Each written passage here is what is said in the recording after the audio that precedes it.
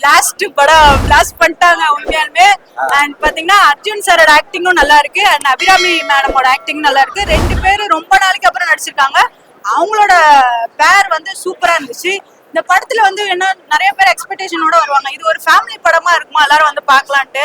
நானும் அதே எக்ஸ்பெக்டேஷன் தான் வந்தேன். ஃபேமிலி படம் மாதிரி இல்ல, படம் ஃபுல்லா ஃபேமிலியே சேர்ந்து சண்டை போடுறாங்க, அதுதான் படமே அப்படின்னு கொடுத்துருக்காங்க. இதுல வந்து கராத்தா பேஸ் பண்ணி தற்காப்பு கலை பேஸ் பண்ணி தான் இந்த படத்தையே கொடுத்துருக்காங்க.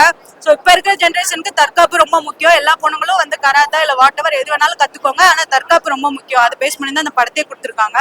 அண்ட் இந்த படத்துல ஸ்கிரீன் பிளேவா இருக்கட்டும் அண்ட் கேமியோவா இருக்கட்டும் கரெக்டா கொடுத்துருக்காங்க. நல்லா இருக்கு, எல்லாரும் கண்டிப்பா வந்து பாருங்க.